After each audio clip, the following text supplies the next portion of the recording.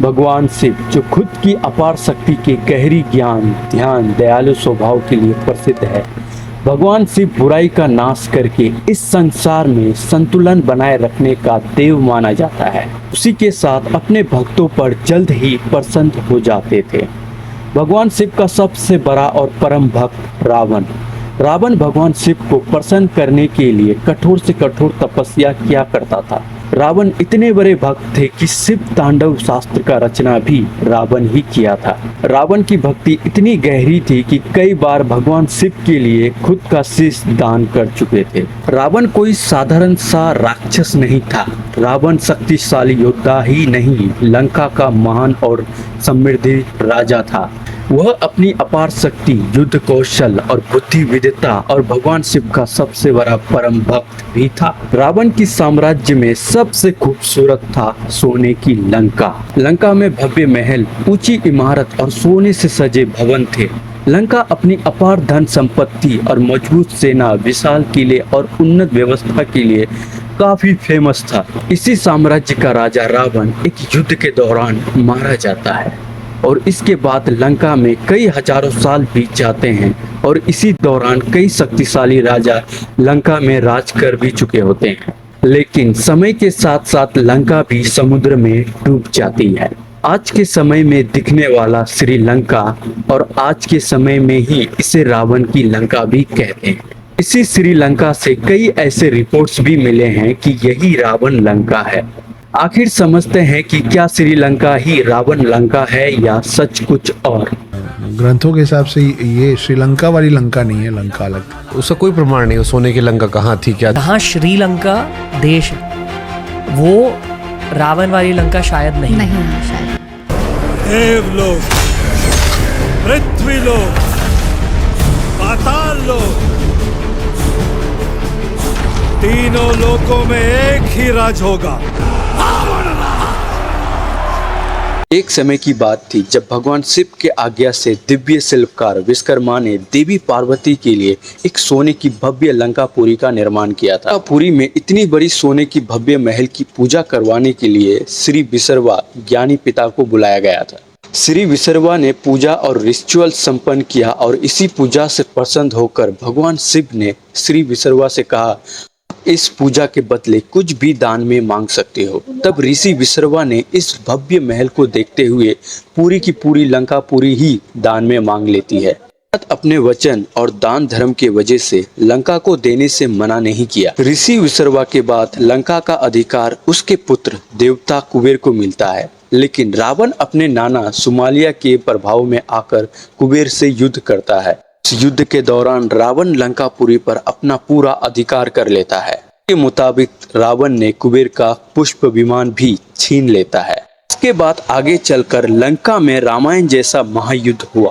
उस समय हनुमान जी ने माता सीता की खोज पर हनुमान जी लंका पहुंचे तो रावण ने उसके पूंछ पर आग लगवा दिया और हनुमान जी ने उसी आग से लेकर रावण के अहंकार के प्रति और सोने की लंका को जलाकर राख कर दिया। घटना से माता पार्वती का दिया गया श्राप भी सच हो जाता है जब ऋषि विसर्वा ने सोने की भवन को छीन लिया गया था। के बाद भगवान राम ने रावण को मार दिया। जो कि रावण का छोटा भाई विभीषण धर्म का साथ दे रहा था, उसे श्री राम ने लंकापुरी का राजा बना दिया। इस इंसिडेंट को हुए लंका में कई हजारों साल बीत जाती है। कई राजाओं की पुश्तें शासन करके चली जाती है। इस दौरान ब्रिटिश लंका को जाकर कैप्चर कर लेती है और उस समय लंका का नाम सेलन था। से ब्रिटिश लोगों को इस नाम से बोलने में तकलीफ हो रही थी तो उसी दौरान उन्होंने सेलन की जगह साइलोन कहने लगे। 1948 में साइलोन आज़ाद हो जाती है तो 1972 में इस साइलोन नाम को बदलकर श्रीलंका कर देता है, यानी कि लंका को श्री जोड़ देता है। ऐसे बहुत सारे लोग हैं जो आज की श्रीलंका को कोई भी रावण की लंका नहीं मानती है। ग्रंथों के हिसाब से ये श्रीलंका वाली लंका नहीं है, लंका अलग। वो रावण वाली लंका शायद नहीं। इस सबसे बड़ी वजह है हनुमान जी की लगाई गई सबसे लंबी छलांग। हनुमान जी एक ऐसे थे जो 100 योजन की छलांग लगाकर श्रीलंका जाकर वापस आने की शक्ति रखते थे, जो एक बार में 1200 से लेकर 1300 किलोमीटर तक लंबी छलांग लगाकर लंका आ और जा सकता था। लोगों का मानना है कि आखिर वो श्रीलंका कैसे हो सकता है जो कि भारत से लगभग 35 से 50 किलोमीटर की नज़दीकी हो। के मुताबिक असली लंका ठीक पृथ्वी के इक्वेटर 0 डिग्री पर उज्जैन वाली दिशा में 75 से 76 डिग्री ईस्ट लॉन्गिट्यूड के मिलने वाली बिंदु पर है। अगर मैप में उज्जैन की लाइन के साथ आगे बढ़े तो हमें मालदीव के पास हिंद महासागर के बीचों बीच पहुंचेंगे, जो कि आज की श्रीलंका के ईस्ट से लगभग 500 किलोमीटर दूर है। श्रीलंका की एक बात जो अब तक सबको हैरान कर देती है, श्रीलंका के समुद्र में दिखने वाली राम सेतु। ये रियल लंका इक्वेटर के बीच महासागर के बीच से भारत की दूरी लगभग 1200 किलोमीटर था। राम सेतु सिर्फ श्रीलंका में ही दिखाई देना एक इंटरेस्टिंग बात है। ये बात तब की है जब राम ने रावण का वध कर दिया था, तो रावण के बाद लंकापुरी का राजा विभीषण को बनाया दिया जाता है। राजा विभीषण राम से कहता है कि राम सेतु से लंका को बहुत परेशानी होगी।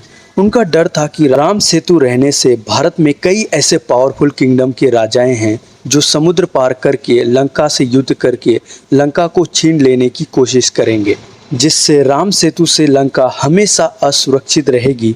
विभीषण की इस बात को सुनते हुए भगवान राम मान भी लेते हैं। भगवान राम ने अपने धनुष के एक छोर से उस सेतु के मुख के हिस्से को तोड़कर समुद्र में डुबा दिया और इस इंसिडेंट से भारत के उस अंतिम छोर को आज धनुषकोटी कहते हैं, जो कि आज तमिलनाडु में है। यहाँ पर इंटरेस्टिंग बात यह है कि भगवान राम ने राम सेतु को पूरी तरह नहीं तोड़ा था, बल्कि बीच वाले उस हिस्से को तोड़ा था जो कि जरूरी था, ताकि किसी भी किंगडम की सेना को उसे पार करना आसान ना रहे। और यही वजह है जो कि भारत से श्रीलंका के बीच दिखाई देने वाले सफ़ेद स्टोन वाली ब्रिज जो पानी के अंदर 3 से 10 फीट के नीचे दिखाई देती है, जिससे 30 से 50 किलोमीटर के आसपास उनके टुकड़ों से जुड़ी श्रीलंका में कुछ रियल प्रूफ दिखने को मिलते हैं, लेकिन श्रीलंका को ही रियल लंका मान लिया जाता है। श्रीलंका में रावण से जुड़ी 50 ऐसे प्रूफ मिल जाती है, जिससे श्रीलंका को ही रावण का लंका मान लिया जाता है। दरअसल श्रीलंका में इंटरनेशनल रामायण रिपोर्ट सेंटर है। वहाँ के टूरिस्ट या मंत्रालय से रामायण से जुड़ी लगभग 50 ऐसे प्रूफ मिल जाते हैं, जिसका ऐतिहासिक जिक्र रामायण से मिलती है।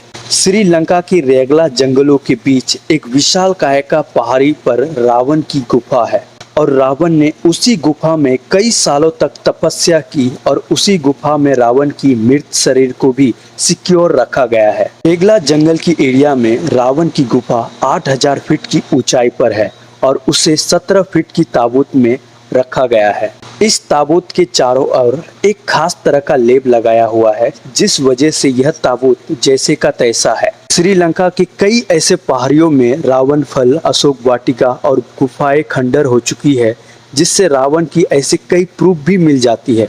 अब इतने सारे प्रूफ मिलने की वजह से बहुत किसी को कंफ्यूज भी कर देती है कि ये सारे लंका में होने के बजाय श्रीलंका में आखिर कैसे है।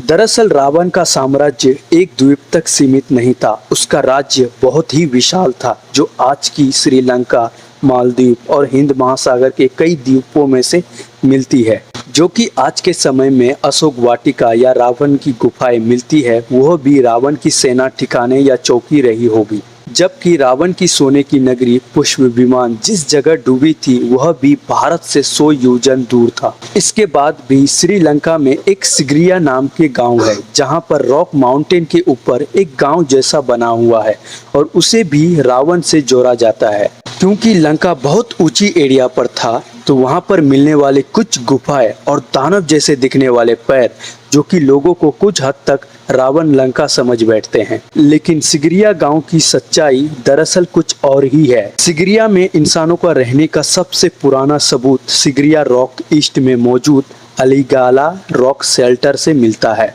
इससे पता चलता है कि मेसोलिथिक पीरियड के दौरान 3000 BC में ही बसा हुआ था। 3 सेंचुरी के दौरान बुद्ध भिक्षु के वो रहने वाला एरिया था। इसके बाद सिगरिया में 477 CE में राजा का दौर चल रहा था। राजा धतुसेन और उसका बेटा कश्यपा कश्यपा ने राजगद्दी के लिए अपने पिता का ही सत्ता पलट कर दिया था, क्योंकि कश्यपा का मां नॉन रॉयल फैमिली में से था। कश्यपा की मां की राज परिवार से संबंध ना होने की वजह से कश्यपा को राजगद्दी पाने के लिए राजा धतुसेन के भतीजे और उनके सेनाओं के कुछ मदद मिलती है। कश्यपा ने अपने पिता राजा धतुसेन को दीवार में चुनवा दिया। अब उसके बाद कश्यपा ने राजगद्दी पर कब्जा कर लिया, जबकि राजगद्दी पर अभी तक उसका रियल हकदार उसका भाई मोगलाना का था, जो कि राजगद्दी का रियल हकदार था। मोगलाना अपने जान बचाने के डर से भारत भाग जाता है, जिसके बाद कसम भी खाकर जाती है कि मैं बदला लेने वापस जरूर आऊंगा। उसके बाद कश्यपा को डर था कि मोगलाना वापस जरूर आएगा, तो मोगलाना वापस आने की संभावना को देखते हुए कश्यपा ने अपने राजधानी और महल को ज़्यादा सेफ और सिक्योर करने के लिए सिगरिया चोटी को अपना एरिया चुनता है। सिगरिया रॉक की चोटी पर वहीं पर अपना राज्य बना लिया। 477 CE से लेकर 495 तक इतने कई सालों के बीच सिगरिया अपने आप को काफ़ी डेवलप कर चुका था। 490 CE तक मोगलाना वापस आ जाती है और कश्यपा के साथ युद्ध लड़ना स्टार्ट कर देता है, और उसी युद्ध के दौरान मोगलाना ने कश्यपा को हरा दिया और कश्यपा की सेना उसके साथ छोड़ देती है। और फिर बाद में कश्यपा ने अपने ही तलवार से खुद की जान ले लेती है। और यही कहानी कश्यपा के साथ लास्ट होने वाली मूवमेंट में कई कहानियों पर अलग अलग तरीके से बताई गई है, तो इसके बारे मैंने डिस्क्रिप्शन में दे दिया है। तो सिगरिया में युद्ध खत्म होने के बाद वापस बुद्धिस्ट के लिए फिर से इसे बना दिया जाता है। इक्वेटर के जीरो पर डूबा हुआ लंका ही रावण लंका है, ये सिर्फ वाल्मीकि रामायण कहती है, लेकिन कई लोग और कई रिपोर्ट्स जो श्रीलंका से मिलती है रावण से जुड़ी, जो कि साइंटिस्ट इस पर दावा करती है। लेकिन साइंस भी अब तक इस बात को नहीं मानती है कि इन दोनों में से रियल लंका एक्चुअल में था कौन सा।